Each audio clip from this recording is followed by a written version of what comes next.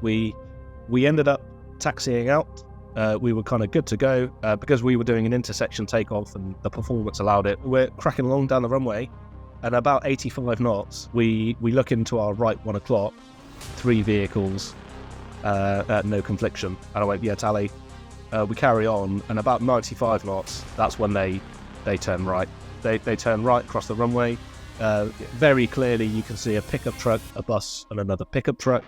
And I've already determined that I can't stop. And so I'm now trying to work out what speed I can get to. So rotate speed is 125 knots, and but 105 knots, it's really clear that if I don't do something now, we are going to hit those vehicles. Tower, Delaware 6 is release you, runway 4 left, wind 040 at 5, clear for takeoff. Seat tied, altimeter 0 eyes, we're clear for takeoff, clear for the airspace. Viper check 2. My burn ramp curve was at 354. So yeah, flights on. Next picture, 16, 15,000, I'll give you some of that. Viper 1 target. We have done a pretty good job of establishing and learning, hey, rank doesn't belong in the debrief. It doesn't belong in the cockpit because everyone's human. Everyone makes mistakes, and you got to address that because it's life or death. Like if the captain is making a mistake that's going to kill everyone, you want the young guy to speak up and say, hey, boss, watch out. But sir, thanks for joining me on the podcast. Happy to have you on here. I was glad we were able to connect. This is through a podcast listener that pointed me out to you and your story. So I'm excited to hear. We're going to talk about Afghanistan in one specific sortie, as well as just that time period in general, as well as your Royal Air Force career. So thanks for joining me on the podcast. Well, thanks, John. It's really good to be here. The Afghanistan evacuation story is one of the most important stories in my career so far. But for me, as I've gone through a 20-year flying career and I've done stuff in between, it felt like the pinnacle. Everyone always says they're going to be a flying boss, and then so few people manage to do it because of other things. I've had some people who've had medical issues, some people where their aircraft's going out of service, and so therefore they can't take flying as the boss because they need to make sure that they guarantee flying for the junior guys. But we didn't have that on 99 Squadron, and 99 Squadron was always busy. And prior to COVID, there were plenty of retention issues, people going off, joining the airlines and things like that. So right. Bottom line, there was plenty of flying for me. And to be honest, I was good as I ever was at flying the aircraft because I managed to get like 800 plus hours as the boss. And the Afghanistan evacuation story came right at the end of my time as the boss. So no, it's good to be here. Yeah, no, we have lots to dig in. Random sidebar here because you mentioned the retention piece. So not unlike the United States Air Force, we have a slight retention problem. It was really, really ramped up like the mid 2014, all the way up to COVID, right? Then COVID fixed retention because no airlines were hiring. But now it is reared its head again, and retention is yet an issue. I actually saw my buddy point out yesterday. So United Airlines, if you're a military pilot, this is, I don't think ever happened in the history of airlines, but you can go ahead and apply, even if you have more than 6 months remaining on your active duty tour. They'll basically give you a contingent job offer and say, hey, we'll see you when you're done with your commitment with the military. Like that's never happened. You always have to be within a couple months of the end of your commitment. They want an availability date, but they're hurting so bad for pilots, all these airlines. So it's creating another retention issue. Is the Royal Air Force, has that come back, or is it stabilized after COVID? Yeah, so COVID, I mean, I've seen this, ebb and flow over the years. So on my first squadron, which was the L1011, so it was a TriStar squadron. And back then, people used to come to the TriStar because it was not only a military airplane, it was being used by the civilian airlines as well. And so you could very easily get your air transport pilot's license. I think you had to do one exam, air law, get the hours in, and then you could immediately go and join BA or Cathay Pacific or any of those big airlines. So there was a relatively small funnel for people to get through, which was coming to the TriStar, but it meant on my first operational squadron, everyone was coming there to leave the Air Force. So from an inspiring perspective, it was like, okay, everyone wants to leave. And love them to stay. I'm the odd one out. So that was interesting. And very quickly, we ended up with a retention problem within the multi-engine fleet. Then there was the financial crisis of 2008, and of course that impacted the airlines. So we then didn't have a retention problem. And then, as you say, as we got towards the end of the 2018, 2019, we then did have a retention problem because the airlines were then back on their feet, and then we had COVID. For the other thing for the Royal Air Force, which you don't have this for the United States Air Force, we procured the Airbus A330 and so loads of people have gone onto the A330. And of course, there's easy read across there to the A320, A330, A350, even the A380. So that has that has caused retention problems because ultimately, if you're working really, really hard within the Air Force and you're going to work less hard for more money in this civilian world, that's going to be a problem, and and it will continue to be a problem. And there are lots of ways we can get around that. The military job, as you know, is completely different to the civilian airlines. The Afghan evacuation story is just but one case. I've flown around various different places in Africa, into Iraq, various different places in Afghanistan and around the world, and you just don't do the same job as the civilian airline. But if if it's so hard in the military and you're not enjoying it, then you will look for another way to get that quality of life. During COVID, as the boss, I had loads of people who were lifelong friends who were going, "This is not working out for me, or I've lost my job. Is there any chance I can come back to the squadron?" And that was a pretty blessed position to be in, where you can help out friends, who literally didn't have any way to pay their mortgage in a couple of months' time. And, because they were on the waiting list for various airlines. So we took about 6 to 7 people back on 99 Squadron, and that was great because you're bringing in experience, you're bringing in people who are really capable, and there was still a job to be done. So that was useful. I think we are now out the end of it, and what you are seeing within the US and the retention issue within the USAF is probably going to be the same for the Air Force. So it's, like I say, it's cyclical, and it follows those big things, and you just need to make sure the military offer is going to compete with other things. Yeah, and obviously you can't compete with the money aspect, as you alluded to. The military will never be able to do that. I know for our Air Force, the quality of life piece, that's something that it needs to figure out, in my humble opinion.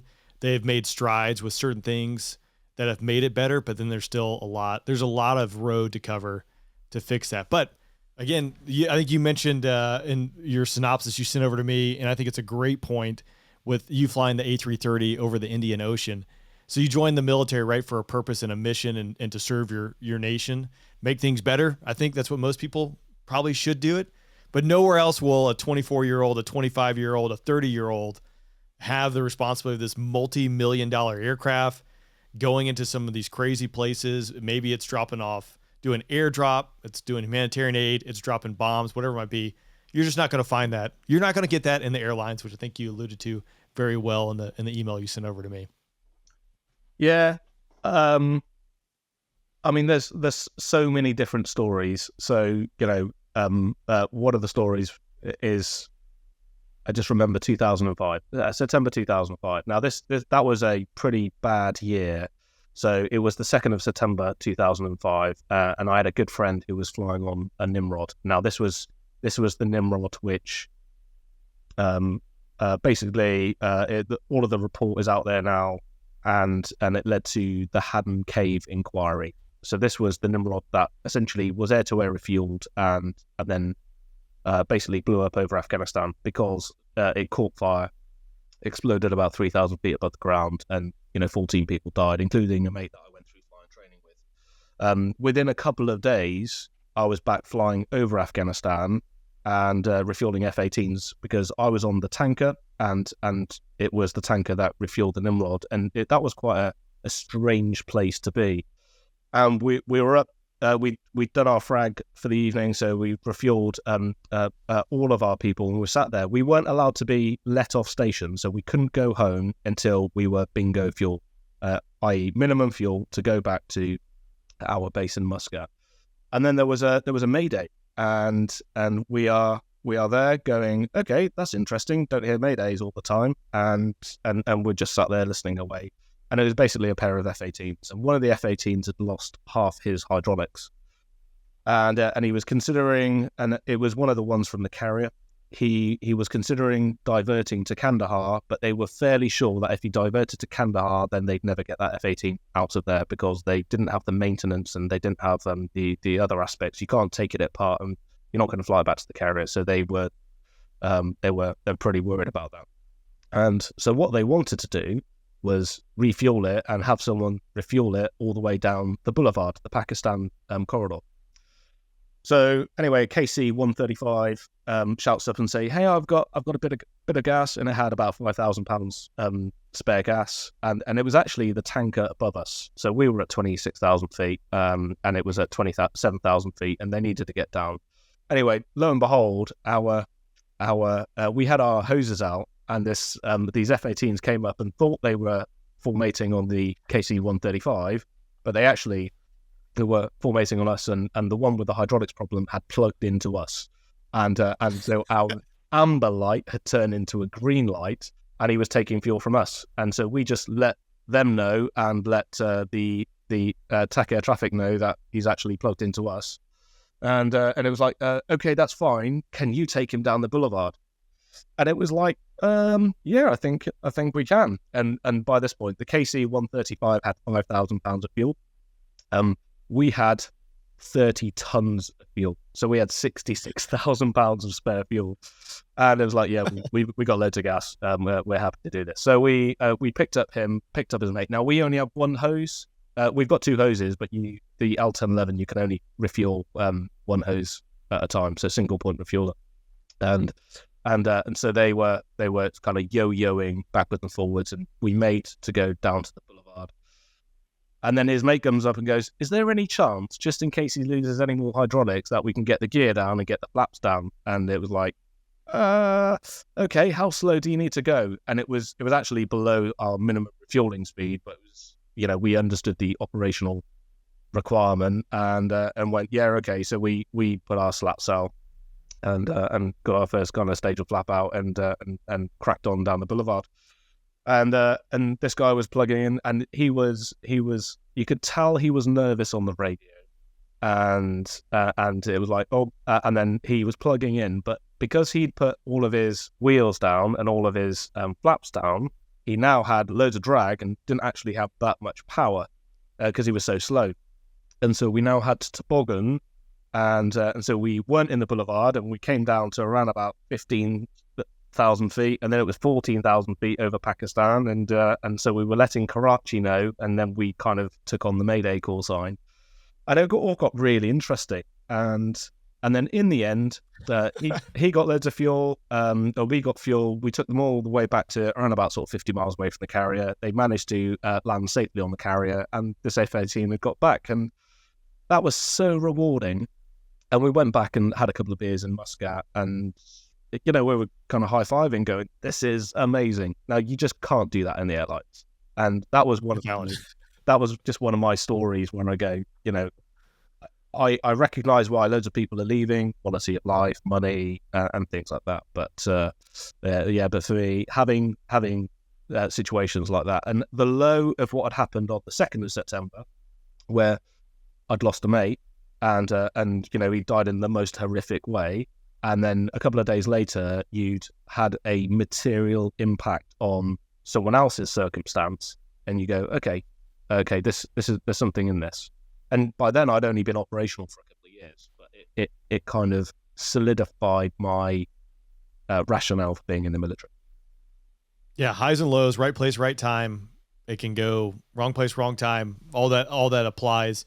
What was a little bit of the back? Can you give me a little bit of background on the Nimrod mishap? Because I'm not too familiar with that. I knew it happened, but that's about the extent of it. So there's been a full inquiry in the UK on this. So the Nimrod was being refueled, and essentially the Nimrod is an old aircraft, and I think it's I'm not a Nimrod guy, but I think it had about 14 fuel tanks, 7 on one side, 7 on the other. When it gets refueled, as some fuel is transitioning from one fuel tank to another, you might end up with a bit of an overpressure in one of the fuel tanks. And when it overpressures, clearly there's a drain valve, so some of the fuel can come out. So some of this fuel was leaving the overpressure valve, and it was streamlining down the fuselage, and then it was being sucked into the bomb bay. So the Nimrod used to be able to carry torpedoes and things like that. So it's been sucked into the bomb bay of the Nimrod. Inside the bomb bay, there was a fire detection system, but not a fire suppression system. And inside the Nimrod was also I think it's the environmental control system, which some parts got hot. So you've now got fuel being sucked in. You've got a hot part of the environmental control system, and it was catching fire. So every once in a while, I think they get an intermittent fuel detection, and it was kind of being accepted because they couldn't find any signs of fire or fire damage, and risk was being taken because of the operational imperative. The Nimrod was being used for a very important intelligence, surveillance, reconnaissance job. So risk was being taken on this fateful day. The aircraft started at 29,000 feet. It was one of my good friends who was, or two of my good friends that we were refueling. They were doing the last sortie of their TriStar detachment in the morning, and they were going to come back and hand the aircraft over for us, and we were going to do the first sortie of our detachment. That's the way it was going to work. But they didn't come home, and as in the TriStar didn't come home on time, and then an operation to kind of close down all the communications was called, and something was going on. And essentially, the Nimrod had this fire detection system. The fire detection had detected a fire. The fire didn't go out, and so they called a mayday. There was a Harrier, one of our UK Harriers, on side and went and formated, but the Nimrod started an emergency descent to get into Kandahar. The fire took hold and spread throughout the aircraft, and ultimately the aircraft didn't reach the ground. It wasn't able to get into Kandahar. So it was an awful situation, and so then the investigation looked into the causes of why risk was being taken, and who should hold the risk and being legally accountable and things like that. But all of those names are on the Hall of Fame of heroes within one of our headquarters, and those guys were doing a brilliant job, and it's just really, really sad. But that specific incident led to the cancellation of a couple of programs and a whole new look at the way we manage risk within the Royal Air Force. And 14 people died on that day. 2nd of September 2006 was the year. And Jeez. With managing risk, how did it change? Did it elevate the decision matrix, or is it what changed? What changed? So there's a very clear delineation now between operational risk, things that you need to do kind of in the spur of the moment, and then operating risk. Acceptable levels of risk that you can take, and the operating risk you go through a very systematic approach to. Mid-air collision would be a good one. So we call that loss of safe separation. But if you are flying in places where there isn't an air traffic control, or it's really, really busy, then loss of safe separation is one of the biggest risks that can cause, loss of an aircraft. And so only certain people now at the 06 level, then at the 2-star level, and then ultimately our chief of the air staff, only those people can take risk and hold that risk. And they are then legally accountable for the risks that they take. Whereas previously it was risk was being taken at every single level. And there was a blurring between operational risk. Okay, we really need to do this because this mission is really important. And then some people would say, okay, I'm not sure that we should be taking this risk day after day after day. And then it was being elevated to the next level, say the major level. And then it would be elevated to the 05 level, then the 06 level, and lots of people are taking risks. And then there was the almost the accusation that those people were then not accountable. Once they left the job, they weren't accountable. Whereas now the main thing is those people who take risk are legally accountable for the risks they've taken throughout the rest of their life. So they are personally accountable, which makes you think about things, right? So if I go into a job, as an 06, my next job might be Commander Air Wing, Bryce Norton, and I might be taking some risks on loss of safe separation. Why did, a capability program, or why was that aircraft flying in that position in the sky at a certain time, and then it hits a glider or it hits a powered aircraft, and you just go, okay, well, to the best of my knowledge, I was taking risk which was acceptable, as low as reasonably practicable is what we call it, and it's a tolerable risk. But if someone dies, they're going to make sure that you've made the right decisions based on the right evidence and things like that. And even in 10 years' time, if I've made a decision, it will track back to me rather than just the next person. So interesting. Yeah, personally accountable. Because for our military, commanders are moving every 2 years. People are moving every 1 to 3 years, and so you can inherit a program that has risk or is a bad deal. I mean, it can go both ways, right? But like ultimately, if you're the guy who's holding the baton at that point, like you might have been day 2 or month 2 into the job, like you're going to be the one who gets crushed, and the previous commanders, for the most part, like it's not going to touch them or scathe them. Like they're on to the next job. So that's interesting to be able to kind of go back in time, and I think also force you to think. I can see maybe one fault with that. I'm curious to get your opinion. Do you think that we call it, CYA, cover your ass? Like, are you less risk averse and willing to take a risk, thinking that, hey, it's just easier to play it safe all the time than do it? Because inherently the military, you're taking risk. I mean, you're breaking things and doing dangerous things. Yeah, so I've got two perspectives, and they are definitely Kev perspectives. So post Haddon Cave, we built up a safety empire, appropriately so, because what happened on the Nimrod can never really happen again, because people taking risks, not being accountable for those risks, and then as risk came up, there wasn't the evidence base to be able to fully understand what the other guy had signed off, and and the operational imperative was the overriding factor that meant the aircraft took off, and even some people who were flying felt uncomfortable. So you can't allow that to happen again. However, as you say, we're in the military, and in the military, you need to go against adversaries, and you need to be able to, be stand tall and make sure you're counted and have a decisive impact on the battlefield. That is your role in that military domain. And at the moment, what we did is we built this empire out of safety, rightly so, to make sure things were safety. But because we're always resource limited, anyone who was spare, who was focused on the thinking about how we do military operations, kind of went into the safety kind of domain, and so therefore we can go and deliver basic operations, and guess what, Daesh, really exciting to go to the go and do the counter Daesh campaign, but they weren't a state actor, and in the end it was pretty straightforward to roll them back, and then in the end it turned into a counter-terrorism thing, which we're all comfortable because of Afghanistan. But people weren't thinking about state on state. People were more than happy to think about safety. Now, I'm overemphasizing for effect, but if you need to make sure that you're as safe as possible, then there is the accusation that you've become more risk averse. And I do want people thinking about how we're going to beat potential adversaries. That is also one of the roles of the military. So there's, that was one of the things I observed, people not thinking about how we're going to win against an adversary, but going into the safety domain. So there was that.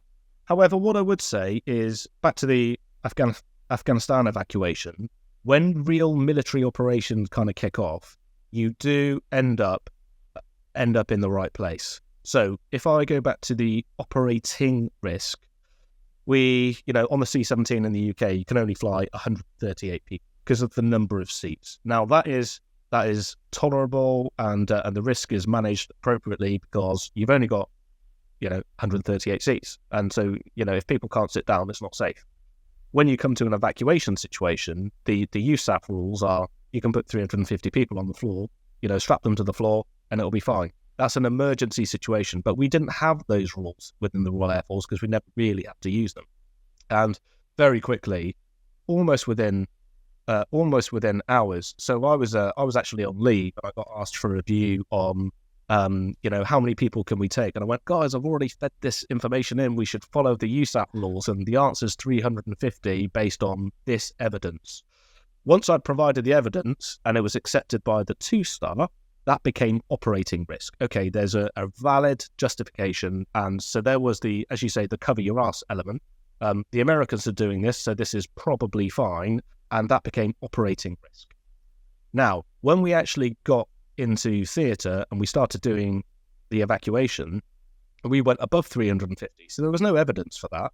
But I had my pilot saying, look, we've got 350 on board, but because there's so many babies and children, we've got loads of space. And the only thing I cared about, the 3 risks were, if you had a ground evacuation, can you get everybody out the door? Because that's important, because if you can't, then there's plenty of scenarios both in the civilian world and also in the military world where if you don't get people out of the aircraft in a ground evacuation, then people might die, smoke inhalation, things like that. So that's, can you get them out the door? The next risk was actually hypoxia. So if you have a loss of pressurization and you're up at 25,000 feet, you've got no oxygen masks, because the aeroplane is not designed for that. So that's a big risk. What are you going to do? And guess what? You're going to get down, but you might not be able to get down because you might be over mountains. So that was a risk to consider. And then the final one was performance. Afghanistan, mountains, and so because we were able to consider those risks in slow time and then pass it up to the 2-star level, he was then happy to accept those risks. So that's operating risk. When we got on the ground, it was like, guys, we've got loads of space here and we've got loads of people who need to get out of Afghanistan. Can we go above 350? And that became operational risk. So the operational commander went, okay, I trust you guys, mission command, do what you think is right. It still came down to, can you fit them in safely? And do you have the performance to take off? And if you could do those 2 things, then you're clear to go. So we... I flew one sortie which had 433 people on passengers, so 445. And at the time, for about 4 days, that was the record. And then one of my mates, because I'd done that, they were desperate to beat me. Now, I didn't do that because it was like, hey, look at me. I did that to highlight that, we need to be operationally focused. And the guys took that and went, okay, that's fine. 350 is not the limit. We can go above 400. And we ended up, I think the UK record now for number of people on an air mobility aircraft is 448. Could we have done more? Yeah, probably. But actually, the limiting factor in Afghanistan at the time was actually the ability to process the passengers. So we'd managed to get into a good rhythm of, getting the right number of passengers in the right time frame. But hopefully that's highlighted a good example between that operating, that considered risk management versus we'll do what we need to on the ground. Yeah, that's great, because that's when you hear that in safety, like, you obviously need to be safe. We've learned a lot of lessons in blood. You don't want to forget those lessons. You want to make smart decisions, but inherently the military is taking risk. And as you alluded to, I think we all for the last 20 years have been operating in uncontested environments, and now have forgotten that, we need to be ready to go out there and fight a peer adversary, which undoubtedly there's going to be an acceptable level of risk, which will probably be a defined number of people and planes you're willing to lose based upon each mission. And that's something that we just haven't done in quite a while, and hopefully we don't have to do. I did want to pivot because you mentioned the processing of people, and I think we'll jump into Afghanistan. So we're kind of going backwards here, but I think this is great. All the passengers you're bringing out, you guys were still bringing them out to Al Udeid as well. I've had a couple other podcasts with the C-17 crews talking about just the conditions on the ground and how long it took to process.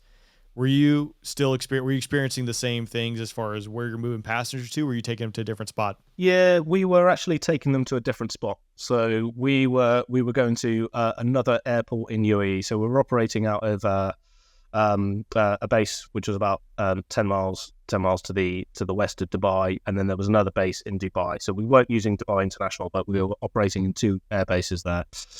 One of them was an international terminal that we gained a little bit of capacity from, and we would go there, offload all of our passengers, and then they would get onto one of our Airbus A330 Voyagers and then fly over to the UK. Al Udeid was toppers. It was, we've got our exchange pilot, so he's actually just flown home, but he was contributing to some of those missions, and they were.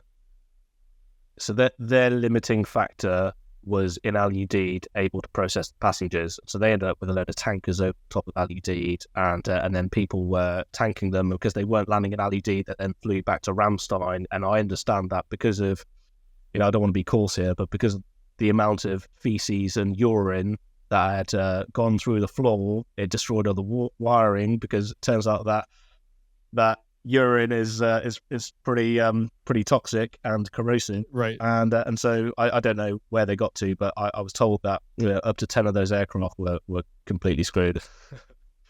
Yeah. Well, I saw some of the pictures of some of the US C-17s of the bathroom, which, I mean, I don't even know how you get back to normal after that. So our loggies, our J4 community and logisticians did a great job of the movers on the ground processing the passengers in Kabul, the guys that we were liaising with out of our base that we're operating from, and then into Dubai World, and then all the way back to Bryce Norton when they offloaded the passengers. It goes all the way back to Napoleon, right? If you don't get the logistics sorted, everything else fails. And they were epic. So we didn't have that many issues like that. They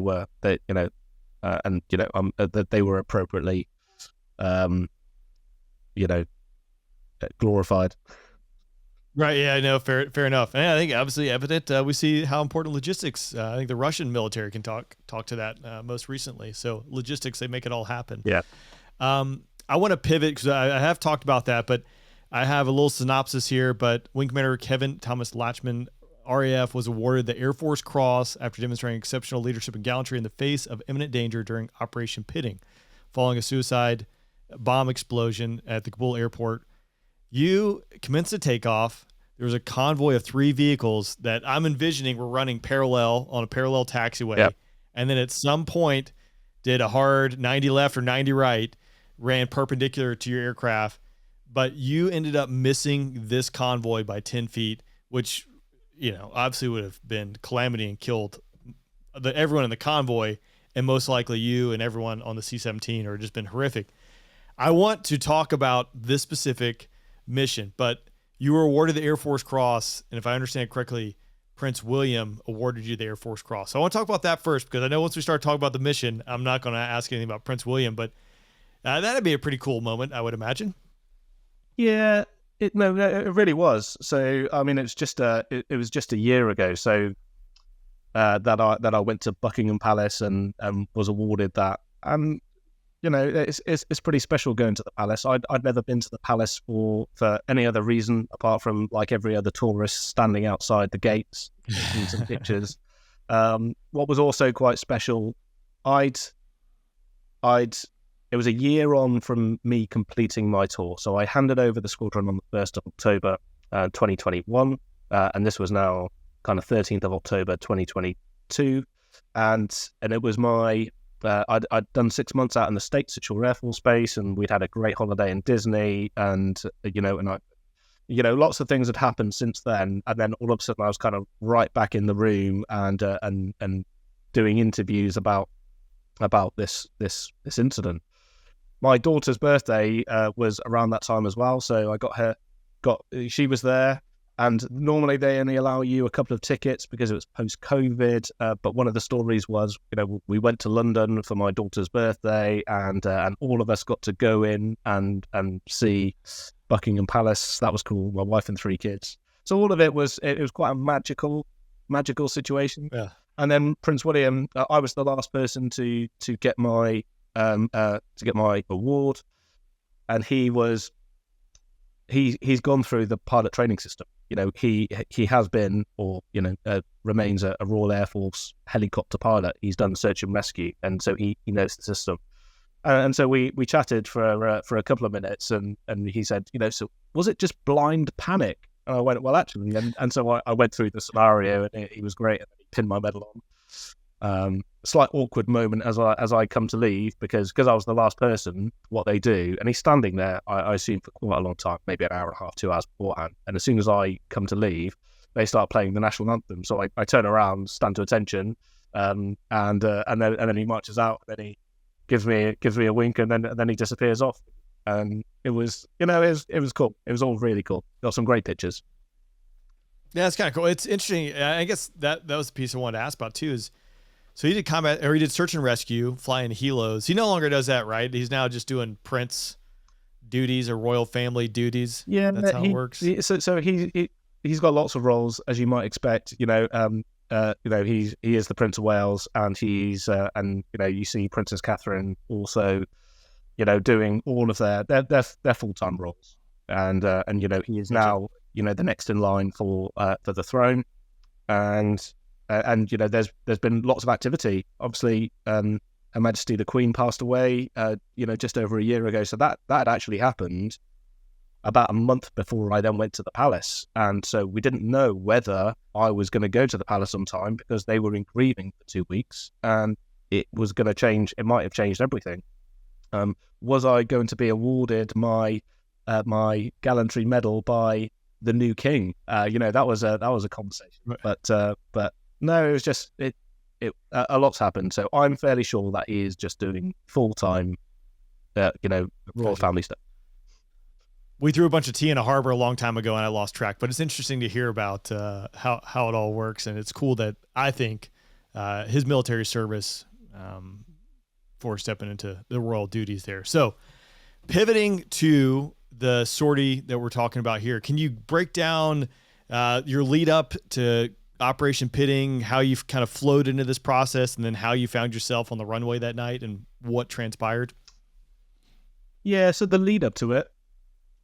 Before I went on leave, we had an issue, a really unfortunate issue at RAF Bryce Norton, which was the runway was melting, and that's not great. And so we we were given the tipper that things were not going exactly as per plan in Afghanistan, and with the runway melting, my first issue was they'd said, okay, the A400M can operate and the Herc can operate, but Voyager and C-17 are pretty much grounded because there wasn't enough space. And I went, whoa. I went C-17, I only need this much stuff, and let's pull this circle around, and as long as I've got basically 4,500 feet, which I did have, then I can operate this far, or we can bounce out to one of the other airports and still get the task done. Because how many C-17s does the Royal Air Force have? So 99 Squadron has 8 C-17s, and we've only got one squadron, and so that is our C-17 squadron. Now we have a training squadron, which is 24 Squadron, who train our pilots now before they come to the frontline squadron. But essentially, 99 Squadron and the Air Force have 8 aircraft. So that was it. That was going on, and so we managed to maintain operations just before I went on leave, and that was kind of just before August. And then for the first 2 weeks of August, I was on leave, and I was in the UK, but all of this was kind of building up. And then we were working out how many people we could get, and we were told it was going to be maybe 2 days of about 3 flights per day, and that was going to be the ask, just to get those people who were associated with the UK out. And you go, okay, and have you done the numbers? Okay, yeah, it's probably about 1,000 to 1,500 people is what our current estimates are. And I went, okay. Now, one of my squadron leaders, flight commanders, was kind of leading all the preparation up to that. But you could see that this was snowballing, and it was building up into something which was bigger than Ben-Hur. And then whilst I was on leave, it was like, okay, and we sent some people forward. Initially, we sent our 16 Air Assault Brigade out to theatre. So they are a combat battalion, airborne combat battalion, and they went in there. And we had an issue where one crew they got onto the ground, but the aircraft with the ammunition hadn't managed to get in. So I got a phone call from one of my crews, and it was like, yeah, they want us to take off, but we've had a number of beers now, and they want us to take off. And I was like, okay, let's manage this. And we went back to the authorities and said, we can't take an aircraft off now, but actually we can do this, and we can crew rest in this other place, and we can get it there, and it'll be 3 hours later. Is that fine? It's like, yes, fine. So no reputational damage there due to people having to fly after beers. But the operational imperative, you could see that it was building and that something was really going down. If you end up with a brigade combat team in theatre, and they are now fully armed, we had our 1-star extremely high readiness headquarters deployed to Kabul as well, and those guys were tooling up and arming up, and they were short of ammunition, and they thought it was it was only due to Taliban choice that they didn't overrun the airport. And I think that's important. We were allowed to leave, and then by the time it got to the end of August, it was like, okay, you've had your time. And so that was an important factor, but you didn't know that was going to be the case, kind of 2-3 weeks beforehand. It was, the Taliban were kind of overrunning the country, and so that is going to cause concern for not only the people on the ground, but the people who are affiliated to the people on the ground. So that's kind of the build-up. In the end, we had to send some aircraft forward. So we sent the aircraft forward. We ended up with initially 2, then 3, then 4 aircraft, and the crews were going forward. And very quickly they started flying some people out. First a couple of hundred.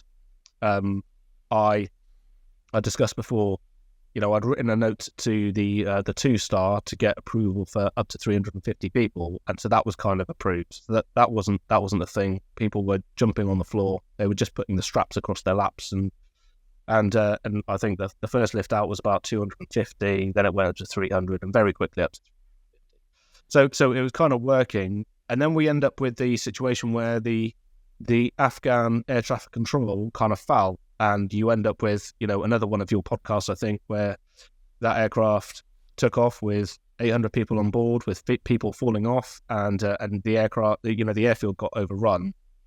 That obviously paused operations until we were able to, control the airfield. After that, operations resumed. Now, I got there after operations resumed and things were a little bit more stable. Got there on the Monday. My first mission in was on the Wednesday. It was a daylight flight. But when I arrived, I then had pretty much 6 aircraft either there or operating to Kabul or back to the UK, and it was now fully up to speed. There were still some things to iron out in terms of, we had 3 aircraft landing in Kabul, one after the other with only an hour in between. So there wasn't the ability to process the passengers. So I had some crews frustrated because they were taking off with only vehicles on board and not people, and they're there to evacuate refugees. So some things to iron out, but I took off with 433 on my first trip and went, hey, I'm now part of the club. Happy days. And it's gone relatively straightforward. And so I was going, okay, we'll just do a couple of more trips like this and crack on. One of the limiting factors that we had was night vision goggle qualified crews. So one of the reasons I'd gone out was because I was night vision goggle qualified. You'll appreciate that it's in the middle of summer. So in the middle of summer in the Northern Hemisphere, there's not that much nighttime in the UK. So it's quite difficult to maintain currency. And you'll also appreciate that it was in August and lots of people are on holiday, on their family holidays. And so ripping people out of their summer family holidays is going to have retention issues. So it kind of links back to the airline stuff. You don't want to completely screw people over. So it was, and also we had one person there who'd already done 8 missions in. This guy, and he got no national recognition. And this is kind of, not a sore point, but it makes you slightly embarrassed because you end up in a situation which you can't avoid. But this guy did 8 missions and with his crew did 8 missions and flew about 2,500 people out by, with him and his crew. That's a significant effort. That's huge. Those guys were tired and they were not getting very much sleep. So it was appropriate to rotate. So those were the 3 factors: not enough NVG crews, people were on leave, and you've got some people who are really tired. They've been there since the start. So rotating the crews, and so clearly I was good to go. I kind of fulfilled all those criteria. There was already a detachment commander there, so I didn't need to fulfill a leadership role, and I was just there to go and help out. So done the first mission. Second mission, we get the intelligence briefing, and we're told that there may be a significant event that goes on, and they're trying to mitigate it. But ultimately, as we're flying into Afghanistan, and we cross from Pakistan into Afghanistan, we're told to hold, which was rubbish direction, because we're not going to hold in the middle of nowhere. But we get told to hold because a bomb's gone off at the Abbey Gate, and it's like, okay. So we go down to long range cruise and continue making our way to Kabul, because we're either going to go one way, we're either going to go back or go forward, but we're not going to sit in the middle of nowhere. So we crack on forward, and we hold for another sort of, only 15-20 minutes, and then in the end we're cleared to make an approach and land in Kabul. When we land in Kabul, it is absolute chaos. It's chaos on the approach in, because people are trying to take off very quickly, and they're trying to take off without clearance. It's chaos on the way in, so we kind of have to sort ourselves out as aircrew holding, and we're kind of good to go, and our passengers are ready, so we'll head down. And when we land, turn off the runway, and the ground force are driving Humvees around, and I was doing, like, say 20-30 knots taxiing to the pan, and I've got a Humvee driving at 40-50 miles an hour underneath the wing, and you go, this is not right. And so I just slammed on the brakes and went, right. And I let air traffic know, and I went, if you're in comms with these guys, they need to stop driving underneath the wing, because one of them must have been so close to the engine, anhedral wing on the C-17, the left hand engine, and you just go, I'm fairly sure he's going to get quite close to that. So we went in, and we were told that we're not 100% sure he's running around the airfield right now, so keep all the doors closed and turn all your lights off. And again, that's unusual. You don't normally get that in the civvy world. So non-standard. So that was it. Now, so the situation then goes, right, we're parked up on the pan. We've got the engines running, so it's all engines running offload, and engines running on load for the passengers, because there's no fuel there, and you're burning quite a lot of fuel. So you're burning about 4,000 pounds per hour when you're doing with the engines running on the ground. So you haven't got an endless bucket of fuel. How much fuel does the C-17 carry? I have not asked anyone that yet. Yeah, so it can carry 245,000 pounds. We were flying anywhere between sort of 150 to 160,000 pounds probably for a mission like that.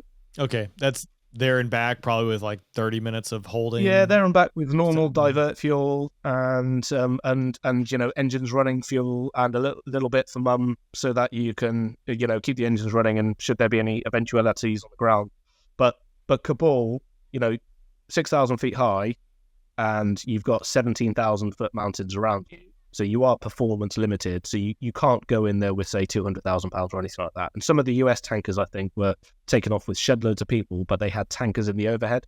So they were able to. Now, we can't do that from an Air Force perspective. We're at Royal Air Force. We don't have the ability to do air-to-air refueling. So gotcha. What you've got is what you've got.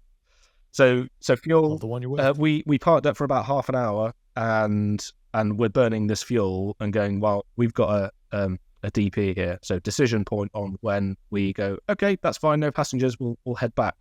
But what wasn't an option was turning off the engines and shutting down, and then waiting for the passengers to be cleared to walk out to the aircraft. So after 30 minutes, we get told, right, we've got 365 passengers for you. Okay, great, that's a pretty much a full load, and they're cleared to walk across the pan, and we start loading them up. That's about a half an hour process. And in that process, all of the lights go out on the airfield, like all of them. And we're speaking to air traffic, and the guys from 82nd Airborne are brilliant. They go, hey, we got no idea why the lights have gone out. And he said, it might be that they've blown up the generator. Or it might be that the generators run out of fuel. We don't know, but we're not going to be able to find out anytime soon. And it was like, okay, that's a bit of a predicament. So we've now got the engines running and an aircraft full of fuel and a decision to make. Are we going to go or are we going to stay? And, it really wasn't an option to offload the passengers, go take them back to the compound. I mean, a lot of those guys, they were so distressed. Only a couple of hours before, a bomb has gone off and a number of their loved ones had died. We had a couple of people who walked on board the aircraft, and as soon as they crossed the threshold for the aircraft, they passed out because it was almost like that's it. I've got to the end of my tolerable fatigue, or some people walked on board the aircraft and they were vomiting, and that's how much stress and anxiety that they were in. So offloading these passengers and putting them back into a compound didn't seem like the right answer at the time. Those guys were being sorted out by medics, and we had our force protection on board, and they were helping out, and they also did absolute amazing job. Whether it be with the kids were going, wow, an amazing aircraft, and were kind of almost oblivious to the scenario. And then when the adults were coming on, this is literally a plane to freedom, and they're running away from an oppressive regime. So so many different emotions, and the load masters, the force protection, the medics on board were dealing with that. But at the front, I was literally only focused on fuel and being able to take off. So I'm there, and I'm aware of some other regulation which our Hercs operate to, more in the special forces environment, but they're allowed to take off on strips which are unlit for certain different reasons, and so it's like, I think we need to apply this regulation. Look, Kabul is a massively long runway. It's really wide. It's painted. Do I think that I'm going to have a runway excursion? Am I going to leave the runway? No, I'm on GOGS. I can see the painted surface. There's no risk there. It comes back down to that operational risk. It's like, the reason you want MBG lights and, the IR markers and stuff like that is so that you don't leave the runway surface. And so anyway, I had the chat with the other pilot, and he completely agreed. And so we were going to go for this. We ended up taxiing out. There were two aircraft. There was an A400M and a reach call sign to another US C-17 that were waiting at the threshold. And so I went onto so we were able to actually take off from the intersection, and we went for it. So rolled onto the runway, 30 to 40 knots. We were kind of good to go because we were doing an intersection takeoff, and the performance allowed it. We were up at full power anyway, because the only option was full power because of the mountains and performance. It's still relatively warm. When I say relatively, it's still August in Kabul, so it's hot, it's high, and even though it's at night, it was still about 34, 35 degrees. So you're using full power. So we're cracking along down the runway, and about 85 knots, we look into our right 1 o'clock. So I'm flying, the other guy's in the left-hand seat, and he is he's the non-operating pilot, or the pilot non-flying. And he goes, right, 3 vehicles. They've got their headlights on, and they're driving down the opposite taxiway. And he goes, right 3 o'clock. Sorry, right 1 o'clock, 3 vehicles, no confliction. And I went, yeah, tally. We carry on, and about 95 knots, that's when they turn right and come ahead of us. And we probably had about 1,000 feet they were 1,000 feet ahead of us. And immediately I said, we haven't got enough space to stop. And the guy to my left went, yeah, agreed. I went, so I'm gonna keep going. We'll get to takeoff speed. And he went, agreed. So I carry on, and that conversation all happened really quickly, but time kind of slows down. It's like your Matrix moment. Yeah, I was going to say, from a pilot's perspective, to really hammer the point home for those listening, haven't been. It's like, all right, it's about 80 knots when you see them and start talking about. I mean, you're probably talking about 3 or 4 seconds, and now you're probably at 105 knots. It's all ticking up. That's what I'm envisioning in my head. At least. So that's it. We see the vehicles at 85 knots. At 95 knots, they turn right across the runway. Very clearly, you can see a pickup truck, a bus, and another pickup truck. And I've already determined that I can't stop. And so I'm now trying to work out what speed I can get to. So rotate speed is 125 knots, and but 105 knots, it's really clear that if I don't do something now, we are going to hit those vehicles. And so the flight data recorder shows that at 108 knots, I start doing a relatively gentle stick pull. The normal stick pull for a C-17 was somewhere between 15 and 24 pounds of force. When they went through the analysis, they couldn't find my stick pull on there for rotate, and it was an 11-pound stick pull, and so they put all the gains down. So they went, okay, yeah, you were really gentle, but essentially 110 knots, 110 knots, we lifted off the ground, and once we got enough height, I was as gentle as I possibly could be to make sure I had enough height to miss the bus. So we didn't do a normal rotate where you go 3 degrees per second to 15 degrees nose up. No, it was enough height and don't stall and just miss the bus. And that was it. And then we watched the vehicles go below us. And you know what? I was flinching at the time. I was going, "Are we gonna scrape something?" And it was pretty uncomfortable. And then it was clear that we'd cleared them. And so we were about kind of 5-6 degrees nose up at the time, and then just kind of carried on up to 15 degrees nose up, and then carried on with the normal takeoff. The pilot, there was no discussion about like should I turn right or turn left or do anything like that. But it was just the only thing that's going to save us here is height. The loadmaster, Di, she was in the left-hand troop door, and I said, Di, how much did we miss those vehicles by? And she went 10 feet, if that. And she was able to clearly see the pickup truck. The first pickup truck went under the number 1 engine. The bus was under the number 2 engine, and then underneath the undercarriage. And then the guy who was in the right-hand seat, the right-hand troop door, the other engineer, saw the other pickup truck just go underneath the number 4 engine. So we were like directly above them. So there were always questions. There'll always be questions about. So if you would have slammed on the brakes, actually, would they have?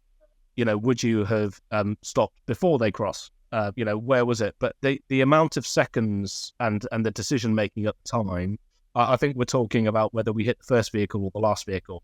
The fact is they couldn't see us because we had no lights on, and we were on GOG, so we could see them, but they couldn't see us. And the only time they would have known about it is when we would have collided with them, pretty much. Right. So that was the situation. That kind of the funny bit afterwards. So Millie says to air traffic, just to let you know, we've had a runway incursion. It's just a slight one. Yeah, we just had a runway incursion, and then the guys, and then I did straight on the radio. I went, yeah, just to let you know, guys, a bus has just pulled out in front of us. Now the TAC air traffic guys were in a tent, literally adjacent to where everything happened, and so the guy from 82nd Airborne went, "We know, guys, we didn't think you were going to make it. We were praying for you." and I'd love to meet those guys. We didn't manage to get in contact with them, but they saw the whole thing, and so what happened then is on the ground very quickly, nothing happened, and as in all operations were stopped until I think those vehicles, the 2 pickup trucks and the bus, I'm fairly sure I know what they were doing because I've spoken to the person who had tasked them. But they had no comms with the tactical air traffic controller. They also didn't know where they were on the airfield because they hadn't had the airfield familiarization brief. So there were other things that they could put in place, and so that was all done. And then operations kind of resumed. I went back. We climbed up, and it was only as we got through 20,000 feet, i.e. out of the threat zone, that all of a sudden we were able to go, yeah, so that just happened, didn't it? It was like, yeah. Wow. And everyone was going, okay, yeah, so okay, that was all pretty close. And I went, yeah, and I went into the mission computer, so flight management system, and I was going, how much space did I need to stop? And I was getting the airfield charts out and like drawing. I'm fairly sure I had this much space. And so what I did is was I put into the mission computer how much distance did I need to land. So if I landed at that speed, how much space did I need to stop? And it came out with 1,932. And of course, you can overperform, but it was like, well, I'm fairly sure I only had 1,000 feet, so I was fairly sure that I couldn't stop. But it was instinctive. It was really, you're going, did I make the right decision there? Because have I put everyone's lives in danger? And you're questioning that, right? And so I put this all into an air safety report. There was a bit of an embargo on that because we knew this was going to go. Everyone was going to go.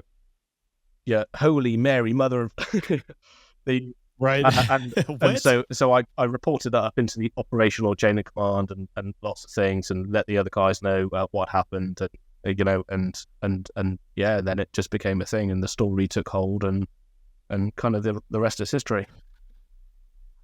Jeez, that's crazy. Well, I think most of our takeoff and landing net assumption in like the fighter world, it's like they give you 2 seconds to like recognize and then throttle idle and we'll start applying the brakes, so in that 2 seconds, obviously you're still accelerating. So what was 1,000 feet is now 800 feet or 700 feet. Like no chance. But I can just like envision this like lumbering C-17 probably touching the stick shaker or getting ready to touch the stick shaker, just floating it out.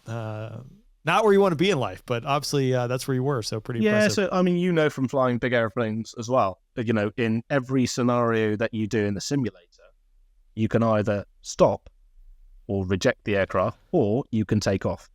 What you don't have to do is go, okay, I can't stop and I can't reach my takeoff speed. What am I going to do? We just don't train for that. And I was asked by Prince William, actually, so are they going to make a new simulator scenario for this? And I went, sir, I hope not. I went, that would be a complete waste of resource. So all of the pilots going through this scenario, what I really want them to do is protect the airfield and make sure that vehicles don't encroach that surface again, or else it'd just be a complete waste of training. Right. Can you take off? Right. What we want you to do now is take off 15 knots slower, because then that would be negative training, I think. Oh yeah, open up a can of worms that you'll never be able to put. You'll never be able to put Humpty Dumpty back together again. Not where you want to be in life, I think.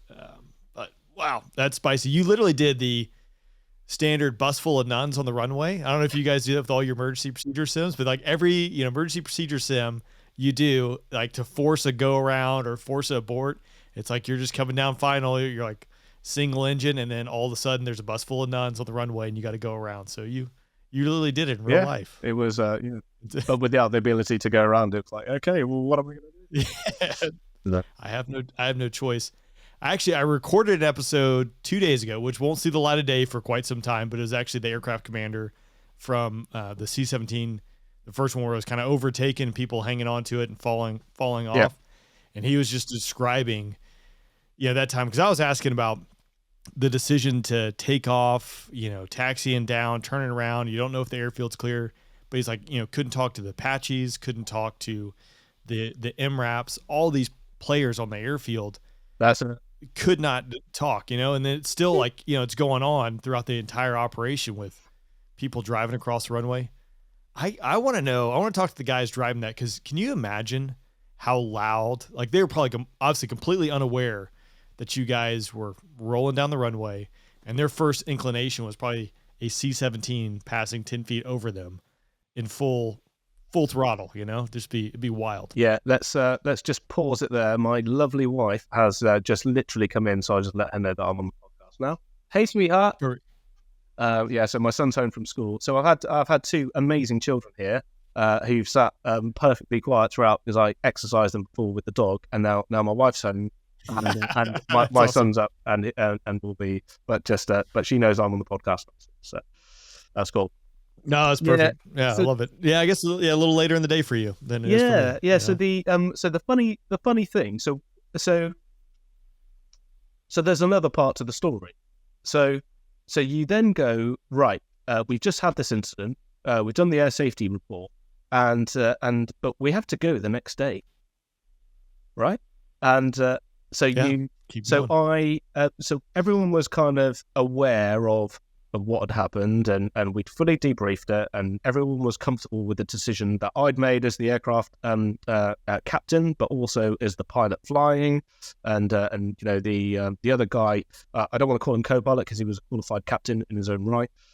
So the other pilot was we were all happy with the decision, but we crew rested, but we had to go the next day.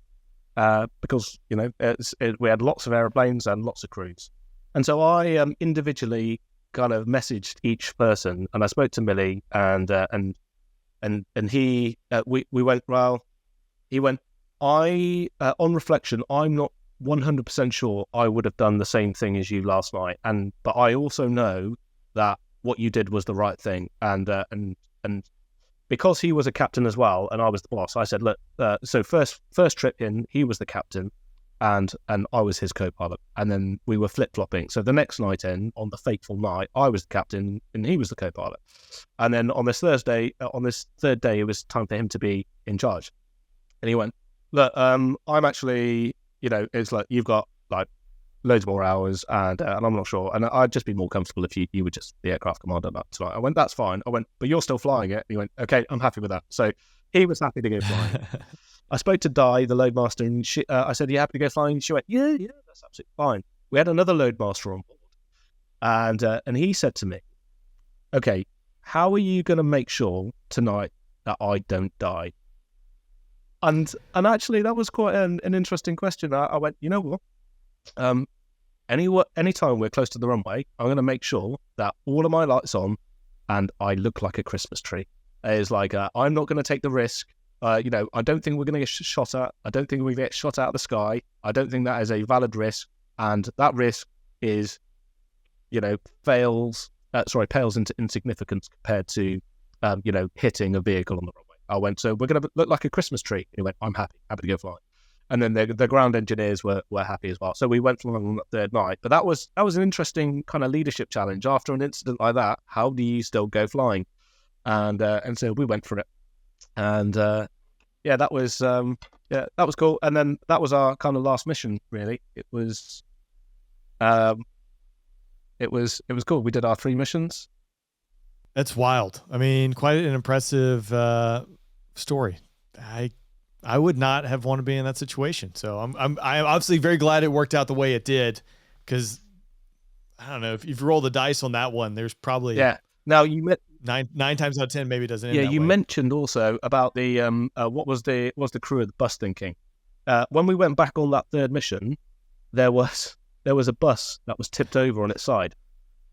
Now we thought that actually there's a bus that's gone directly behind the jet efflux. Have we tipped over that bus? Because and someone else who was there in the daytime before us had got a load of pictures, and basically this bus had gone onto its side and had been bulldozed off the side of the runway.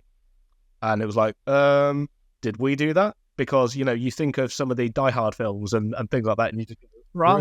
Right. The C-17 at max power behind the jet efflux. It turned out that no, because I'd spoken to the person who was controlling the bus. The bus got to where it went to. It was aware that it had missed the C-17. However, the bus that had tipped over on its side just went around the corner too fast and tipped over, and that's why it got bulldozed off where it was supposed to be. So but we for about 2 weeks we were fairly sure that we tipped over a bus, but that wasn't the case.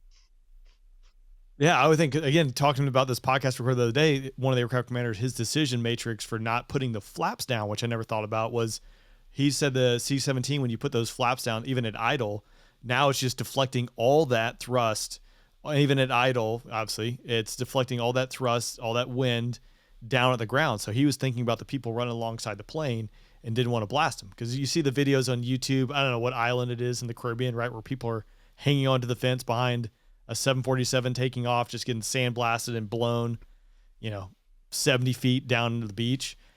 That, if you pass a bus by 10 feet in full grunt, I would think that one of those vehicles would tip over. That'd be a logical assumption to be making. Yeah. So I think it is a logical assumption. They definitely knew we flew over them during the fact, and but in this case, it didn't blow over.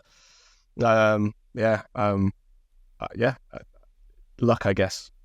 Yeah, better lucky than good. That's a joke there. But we kind of went out of order. Before we wrap up here, I do just want to kind of get a snapshot of your career leading up to this, because obviously C-17 time, A330 time, TriStar time. Can you kind of tell what made you want to pursue a career in the Air Force and want to become a pilot in the first place? Yes. When I was growing up, I was relatively well. I absolutely love maths, or math for your audience, and so I was maths and science, and and I was going to be one of three things: an accountant, a Jedi, or a pilot. And a pilot because I'm Top Gun era, and so absolutely loved the film that came out last year or the year before. So I'm that era. I realized relatively soon, because I'm not too stupid, that I couldn't be a Jedi, because I've got too much of the dark side in me, and and then accountant. It was my mum who wanted me to be an accountant because she was historically bad at money, and so it was like to sort her life out. And she went, accountants get paid lots of money. So from a really early age, from kind of 8, 9, 10, I wanted to be a pilot. I am a. You're always a construct of your childhood, South, aren't you? So you know, we only had 3 videos back then. It's not like streaming of nowadays. I think we had, we had Grease, we had Dirty Dancing, we had Top Gun, and I think we had Police Academy. And I'm definitely a product of all of those things. So anyway, wanted to be a pilot from an early age. Went through, I come from a very working class background. Went to the worst school I thought what was the worst school in my local area. It turned out actually for the year that I passed my exams at 16, that it was the worst school in England, and for various different reasons that I don't need to elaborate now. But by the time I got to 18, I wanted to be a pilot. I'd applied for university, so the equivalent of your college, but I just wanted to go and get a job, and the Air Force offered me pilot in the Air Force at 18, and I joined at 18. So that was it, because you guys can't join at 18 and go straight in. So I went into training.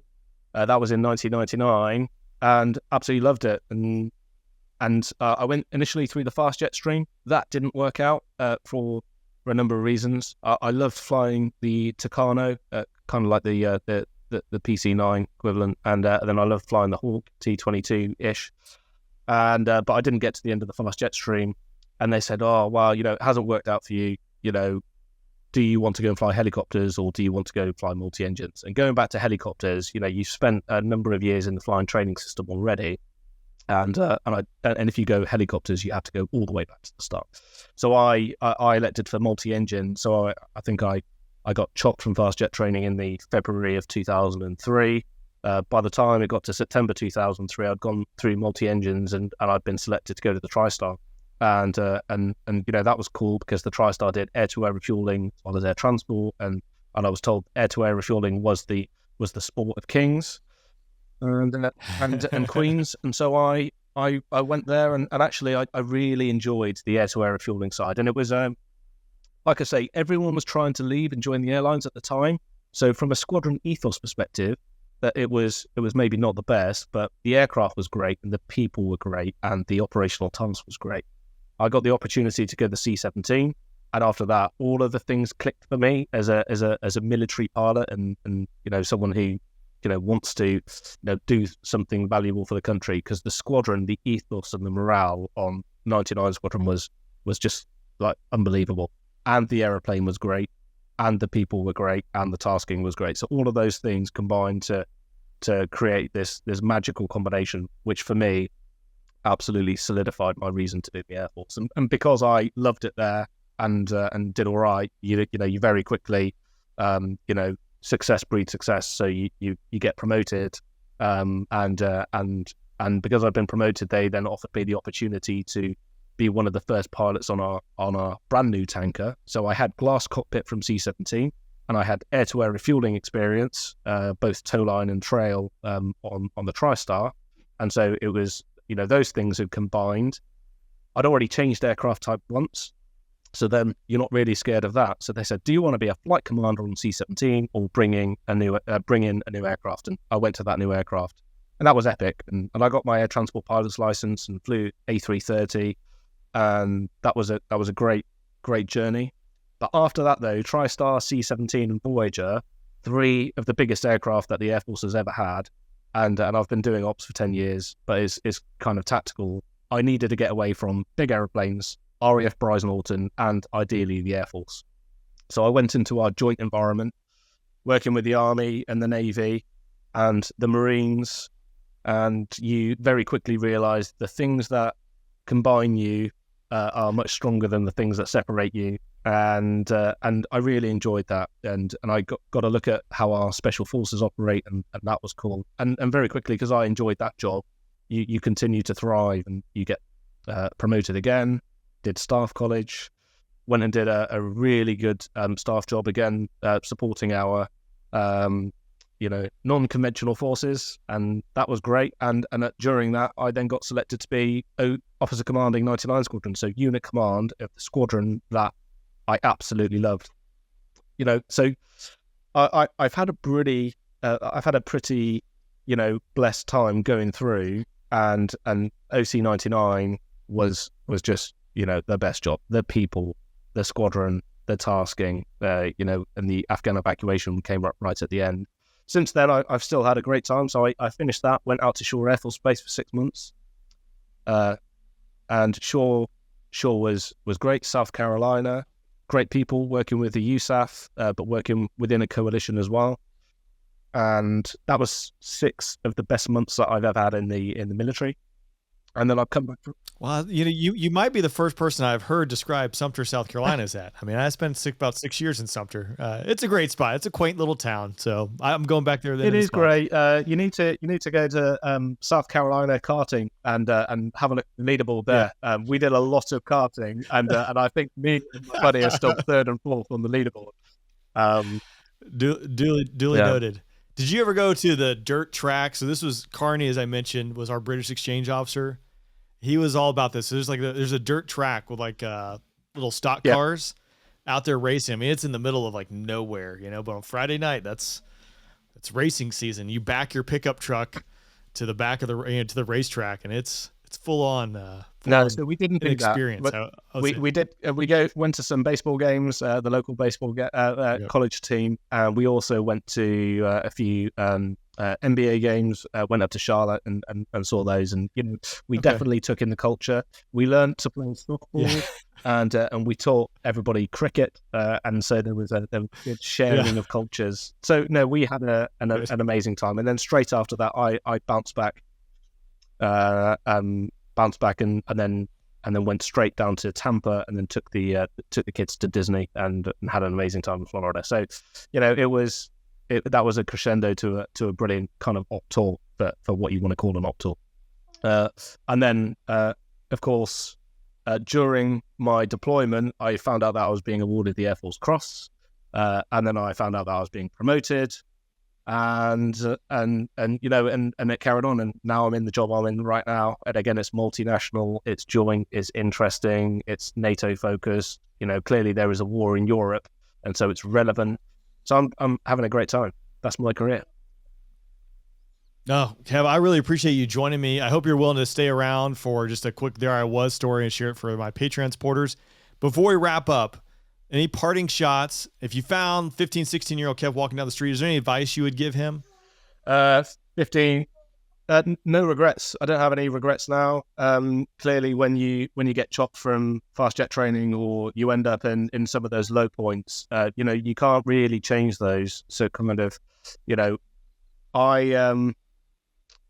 a, I've mentioned a number of times, I know I've got the big man looking after me, and because of that, it also means that it doesn't allow pride to seep in.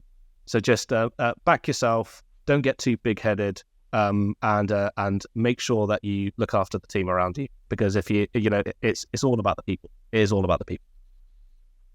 Absolutely. Kev, thanks for joining me on the podcast. I really enjoyed talking with you today, and thanks for sharing your story. Thanks a lot.